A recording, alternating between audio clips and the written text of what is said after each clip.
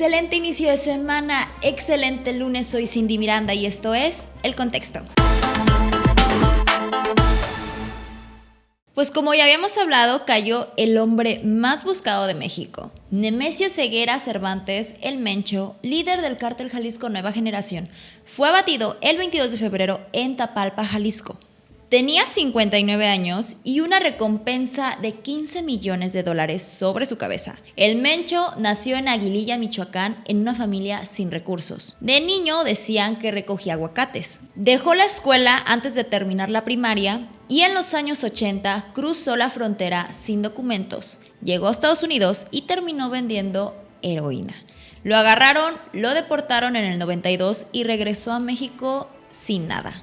Lo que hizo después sorprende. Se metió a la policía municipal en Tomatlán, Jalisco. Fue policía, pero ese capítulo fue demasiado corto. Pronto se vinculó al crimen organizado, primero con el cártel del Milenio y después con Nacho Coronel, uno de los hombres más poderosos del cártel de Sinaloa.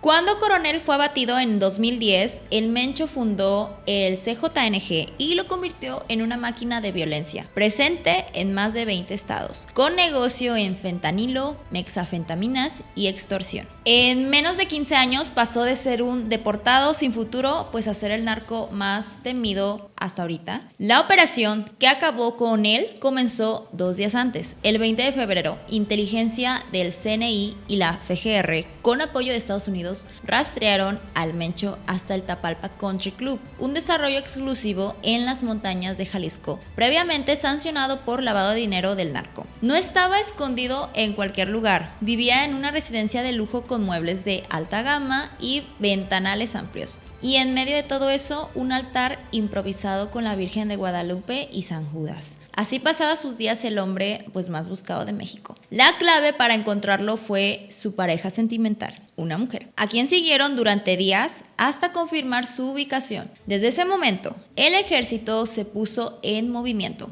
Ya en la madrugada del sábado 22, fuerzas especiales cerraron el cerco. Los sicarios respondieron con armas largas, lanzacohetes y vehículos blindados. 8 narcos murieron en el primer enfrentamiento. El Mencho intentó escapar por un sendero hacia el cerro, pero no llegó lejos. En un segundo tiroteo resultó pues gravemente herido y murió durante el traslado en helicóptero. La respuesta del cártel fue pues inmediata. 252 narcobloqueos en 20 estados. Vehículos quemados y ciudades pues totalmente paralizadas. El operador financiero del CJNG, el Tuli, coordinó el caos y ofreció dinero por cada militar abatido. Ese mismo día fue localizado y abatido. Pues el hombre que de niño recogía aguacates terminó siendo el narco más buscado de México. Y un sábado por la mañana en un bosque de Jalisco lo alcanzaron. Ahora lo que nos preguntamos es ¿quién va a querer ocupar pues ese lugar? Frontera cerrada, el Mencho muerto y aranceles que no se negocian. Donald Trump dijo la semana pasada al Congreso de Estados Unidos en su primer discurso del Estado de la Unión de su segundo mandato. El momento que detuvo la sala entera fue cuando anunció la muerte del Mencho. Lo hemos eliminado, él dijo, desde el podio. Hemos derrocado a uno de los líderes de los cárteles más siniestros del mundo. Pero aquí viene la parte que genera debate. ¿Realmente fue mérito de Trump? Lo que sí es un hecho es que Estados Unidos proporcionó inteligencia clave para la operación. Fue una unidad especial creada por la administración Trump, la Fuerza de Tarea Conjunta Interinstitucional Anticartel, la que reunió información de todas las agencias de inteligencia estadounidenses y se la entregó al ejército mexicano. La propia Casa Blanca lo confirmó a través de Carolina Leavitt, portavoz del gobierno estadounidense, y el secretario de Defensa de México, el general Ricardo Trevilla. Lo reconoció públicamente. Pero lo que también es un hecho es que ningún soldado estadounidense pisó suelo mexicano.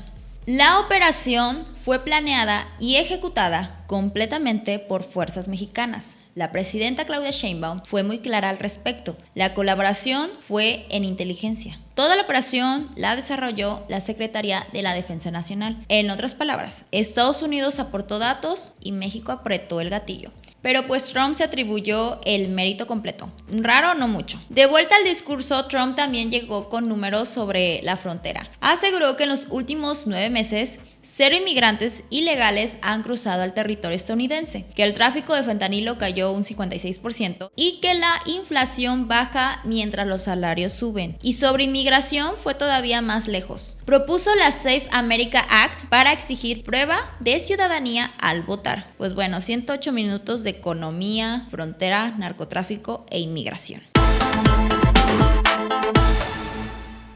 Reforma electoral 2026. La presidenta Claudia Sheinbaum presentó oficialmente la reforma electoral. La propuesta llega con una promesa concreta: reducir el costo de las elecciones en México, cambiar cómo se eligen a los representantes y endurecer las reglas del dinero en política. El anuncio no fue sorpresa. Desde el 23 de febrero ya circulaban en medios que la propuesta estaba en sus horas finales. Al día siguiente, Sheinbaum lo hizo oficial desde el Palacio Nacional y el 25 lo defendió punto por punto en la mañanera. Para el 26 el paquete ya rodaba en comisiones legislativas, mientras los análisis cuestionaban su rumbo. ¿Qué cambia? Primero, lo más importante, porque hay confusión. El INE no desaparece y el voto secreto se mantiene. Lo que sí se mueve es la estructura del Congreso, el dinero y las reglas para quien puede aspirar a qué. Los diputados plurinominales, esos que los partidos colocan a través de listas cerradas sin que la ciudadanía los vote directamente, pues desaparecen. Las 200 curules de representación proporcional que existen hoy se van a repartir de otra forma, ligadas a los resultados reales de las urnas. ¿Qué quiere decir esto? Que ahora la ciudadanía va a votar. Esto entraría en vigor después del 2027. El Senado también se reduce de 128 senadores, pasaría a 96, eliminando las listas nacionales. Y hablando de costos, la reforma promete un recorte del 25% el gasto electoral. Eso toca al INE, a los partidos, a los tribunales y hasta los tiempos en radio y televisión, que bajarían de 48 a 35 minutos diarios por emisora. Todo este ahorro aplicaría a partir del 2027. En cuanto al dinero de las campañas, se acaba el efectivo. Todo tendría que moverse por el banco y el INE podría verlo en tiempo real. Esto aplica desde ya en las próximas campañas. La noche electoral también cambia. Desaparece el PREP, ese sistema de resultados preliminares que todos seguimos el día de la elección. En su lugar, los cómputos arrancarían la misma noche de la votación para tener resultados oficiales al día siguiente. Y a partir del 2030, 2 cambios más: no más reelección consecutiva en cargos de elección popular y prohibido que un familiar directo, cónyuge, hijo o hermano herede el puesto. Una medida apuntada directamente contra las dinastías políticas locales. La promesa es clara: democracia más barata y más directa. Pero hay quienes advierten que ligar los escaños a los votos directos podría reducir la pluralidad en el Congreso, dejando menos espacio a las minorías. ¿Tú qué opinas? Kim Jong-un lanzó uno de los mensajes más duros que hemos visto en años, y lo que hay detrás dice mucho sobre hacia dónde va la tensión en Asia. Todo ocurrió durante el Congreso del Partido de los Trabajadores de Corea del Norte, celebrado entre el 21 y el 25 de febrero, quien fue reelegido como líder, y en su mensaje fue directo. Declaró a Corea del Sur como su enemigo principal permanente. Cerró la puerta a cualquier reunificación y advirtió que destruiría completamente a Seúl si percibía la mínima amenaza. ¿Por qué ahora? ¿Por qué los días previos ya habían marcado el tono? El 18 de febrero, Corea del Norte presentó públicamente lanzamisiles nucleares como respuesta a los ejercicios militares conjuntos de Corea del Sur y Estados Unidos, maniobras que Corea del Norte llama ensayos de invasión y a las que siempre responde pues mostrando su músculo nuclear. El Congreso cerró con un desfile militar, donde Kim apareció junto a su hija Kim Yoo-ha, figura que los analistas ya leen como la heredera del régimen. Ahora con Estados Unidos también habló, pero con condiciones. Si Washington quiere retomar el diálogo, primero tendrá que levantar las sanciones y olvidarse de exigir la desnuclearización. Pues bueno, los analistas coinciden que esta es la retórica más agresiva de Kim desde el 2019. Y la pregunta que nadie en la región puede ignorar sigue siendo la misma: ¿hasta dónde está dispuesto a llegar?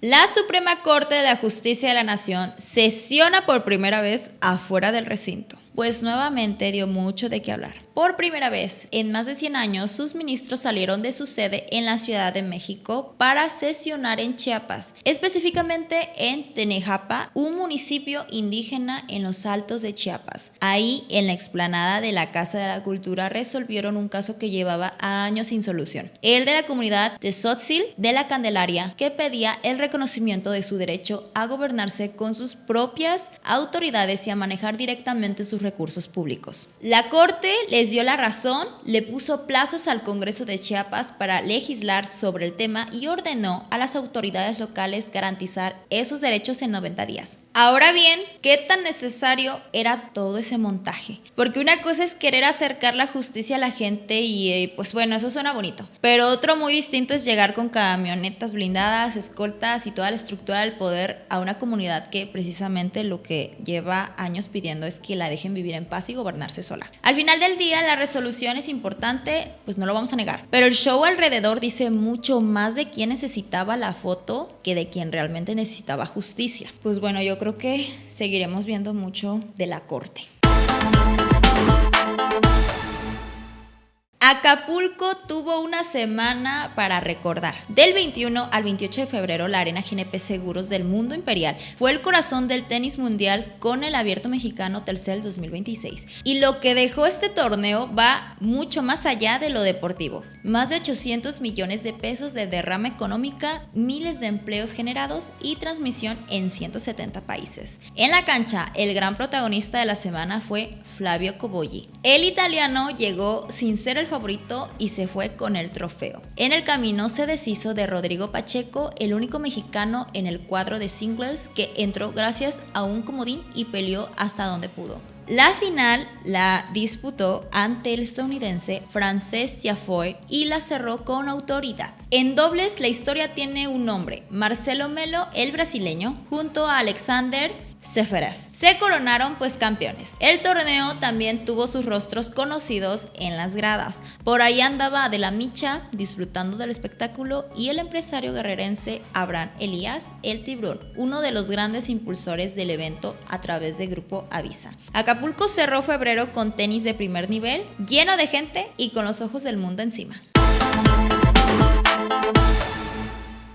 Y pues oigan, la verdad es que cada fin de semana se están viviendo, dijera la chaviza, eventos históricos. Y es que uno de los conflictos más graves que el mundo ha visto en décadas estalló la semana pasada. Y vale la pena entender exactamente qué pasó y por qué importa. En la madrugada del sábado, Estados Unidos e Israel lanzaron un ataque coordinado y sorpresivo contra Irán. Misiles y drones impactaron instalaciones nucleares, bases militares y centros de mando en Teherán. Trump lo justificó desde la Casa Blanca comentando que Irán representaba una amenaza que ya no se podía ignorar. Y entonces llegó la confirmación que nadie esperaba. Donald Trump publicó en Truth Social que Ali Khamenei, el líder supremo de Irán, había muerto en el ataque. Lo escribió sin rodeos llamándolo una de las personas más malvadas de la historia y dijo que su muerte era justicia no solo para el pueblo iraní, sino para todos los que sufrieron bajo su régimen. Además, dejó claro que los bombardeos continuarán, en sus palabras, interrumpidamente durante toda la semana o mientras sea necesario, y llamó directamente al pueblo iraní a tomar el poder y retomar la grandeza de su país.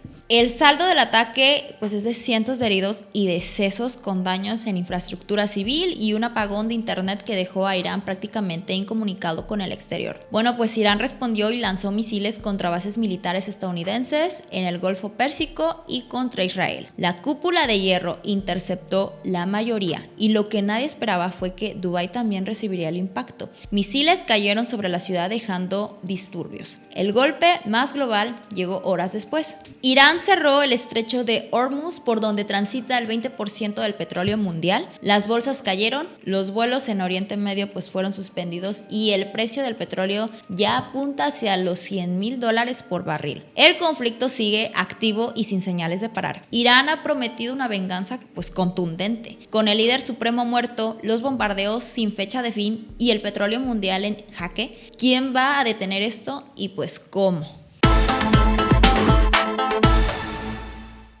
Bueno, ya hemos llegado al final del capítulo. Nos vemos la próxima semana con más contexto y más análisis.